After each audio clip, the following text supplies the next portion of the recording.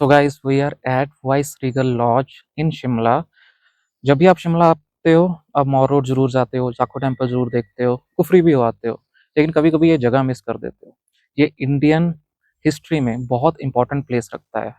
ये जो पीछे आप स्ट्रक्चर देख रहे हो, इस वॉइस रीगल लॉज को, जिसको आज के टाइम में राष्ट्रपति निवास भी कहा जाता है, डिजाइन किया गया था ये हेनरी अर्विन के द्वारा। और जो फर्स्ट ऑक्यूपेंट थे इसके, वो थे लॉर्ड डफरिन। इसको 8 साल में बनाया गया था, 1880 से लेके 1888 तक। 1946 तक वॉइस रीगल लॉज को as a summer retreat use किया जाता था ब्रिटिश वॉइस रॉयस के द्वारा। उसके बाद इसको राष्ट्रपति निवास में कन्वर्ट कर दिया गया, और इसके जो फर्स्ट ऑक्यूपेंट थे वो थे डॉक्टर राजेंद्र प्रसाद। इंडिया के जो दूसरे प्रेसिडेंट थे, सर्वपल्ली श्री राधाकृष्णन, उन्होंने इसको कन्वर्ट किया एक इंस्टीट्यूट में, जो कि आज के टाइम में है Indian institute of advance studies. माना जाता है कि जवाहरलाल नेहरू और माउंट बर्टन, जो कि इस जगह के लास्ट ऑक्यूपेंट थे, ब्रिटिश ऑक्यूपेंट थे, उनके बीच में एक सीक्रेट मीटिंग हेल्ड हुई थी इंडिपेंडेंस से पहले। और ये बिल्डिंग इंडियन हिस्ट्री के में बहुत ही इंपॉर्टेंट प्लेस रखती है, क्योंकि यहाँ पे 1945 और 1946 की शिमला कॉन्फ्रेंस हेल्ड हुई थी। In June 1945, the other Congress leaders were released from prison. The Viceroy summoned the Indian leaders for a conference at Shimla with a view to help the formation of a more representative executive council. The conference began on a hopeful note, but broke down because of Jinnah's insistence that his party should have the exclusive right to nominate Muslim members of the Viceroy's executive council.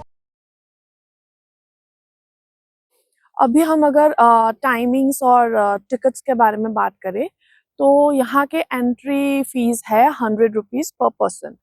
और एक चीज़ ध्यान रखिएगा, cash या card वो carry करिएगा, क्योंकि UPI यहाँ पे नहीं चलते हैं, ठीक है। और यहाँ पे आप लोगों को गाइडेड टूर्स मिल जाते हैं, टाइमिंग्स होते हैं एक ग्रुप का, और आपको अंदर 3 सेगमेंट्स दिखाए जाते हैं। 3 रूम्स में अलग अलग हिस्ट्रिकल चीजें हैं जो आपको अंदर दिखाए जाएंगे। And unfortunately photography and videography totally prohibited. बाकी का जो पार्ट है ना, वो इंस्टीट्यूट में कन्वर्ट कर दिया गया, तो वहाँ पे टूर्स नॉट अलाउड, वहाँ पे सिर्फ स्टूडेंट्स को ही अलाउड होते हैं। एक चीज मैं आप लोगों को बोलना चाहूंगी, जब शिमला आते हो ना, सिर्फ मॉल रोड तक मत रहना, यहाँ फॉर श्योर आना। अनफॉर्चुनेटली हम आपको कुछ नहीं दिखा सकते, तो इट्स बेटर कि आप लोग इन पर्सन आके इसको एक्सपीरियंस करो।